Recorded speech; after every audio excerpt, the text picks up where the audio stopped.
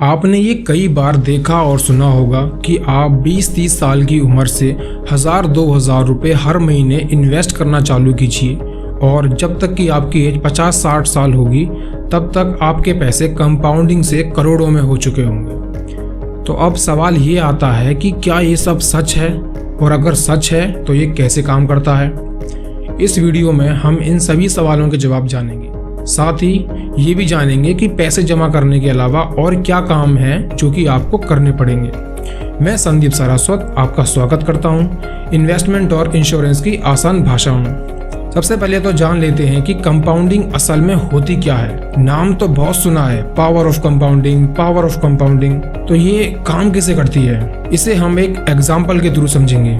दो दोस्त थे, राम और श्याम। दोनों ने सेम इन्वेस्टमेंट करी और इनकी इन्वेस्टमेंट यहाँ आपके सामने एक स्क्वायर की फॉर्म में है, ताकि आपको जो कंपाउंडिंग का काम है ये अच्छे से समझ में आए। और इस इन्वेस्टमेंट पे दोनों को सेम ग्रोथ रेट भी मिलती है, जो कि 12% पर एनम है, यानी हर साल के 12% की ब्याज इन दोनों को आएगी।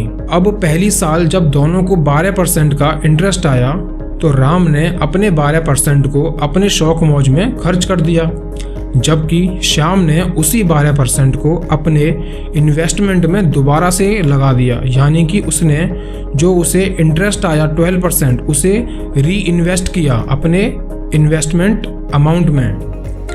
तो नतीजा ये आया कि राम की टोटल इन्वेस्टमेंट अमाउंट दूसरी साल भी सेम रही, जबकि श्याम की टोटल इन्वेस्टमेंट अमाउंट दूसरी साल के लिए कुछ बढ़ चुकी है। तो जब दूसरी साल दोनों को इंटरेस्ट आया तो कुछ इस तरह आया।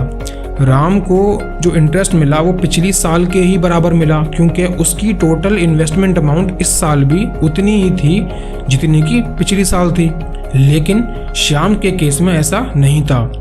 उसे इस साल जो इंटरेस्ट आया है वो पिछली साल के मुकाबले कुछ ज़्यादा है, क्योंकि उसकी जो टोटल इन्वेस्टमेंट अमाउंट है वो पिछली साल के मुकाबले ज़्यादा है, क्योंकि उसने अपने पिछली साल के इंटरेस्ट को री इन्वेस्ट किया था।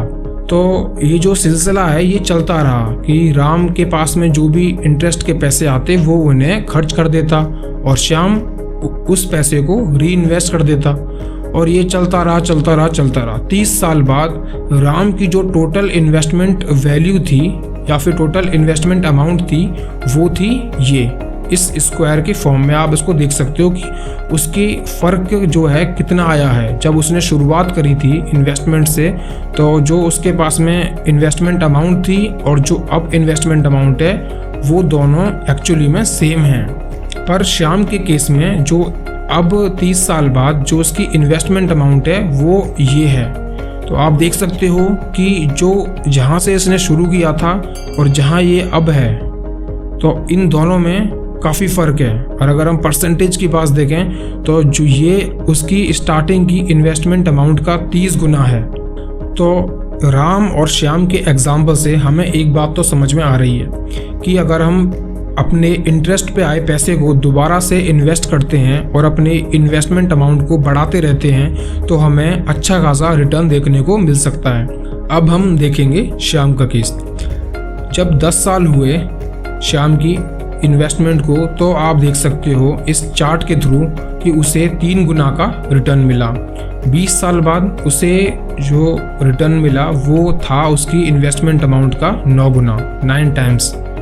और 30 साल बाद 30 गुना, 40 साल बाद 93 गुना, 50 साल बाद 289 गुना, 60 साल बाद 897 गुना, 897 टाइम्स। तो अब आप इसमें देख सकते हो चार्ट में कि जो इसका ग्रोथ हो रहा है वो एक्चुअली में टाइम के साथ साथ बहुत तेज़ी से ग्रोथ हो रहा है। पहले जो 10-20 साल थे उसमें जो ग्रोथ रेट था वो बहुत ही कम था, बहुत ही मामूली था। लेकिन जब उसको इन्वेस्टमेंट किए हुए 40 साल हो चुके थे तब उसका जो ग्रोथ रेट था, पैसे जो उसने इन्वेस्ट किए थे उसमें जो उछाल आया वो बहुत ही तेज़ी से आया था। तो ये जो तेज़ी से उछाल आया है इसी को कहते हैं हम पावर ऑफ कंपाउंडिंग, कि आपका पैसा जो आपने इन्वेस्ट किया है वो टाइम के साथ साथ बहुत तेज़ी से ग्रोथ होता है। और इसका बेस्ट एग्जांपल है वॉरेन बफेट जी, जो कि दुनिया के सबसे बड़े इन्वेस्टर हैं, जिनकी नेटवर्थ 7.75 लाख करोड़ रुपए है।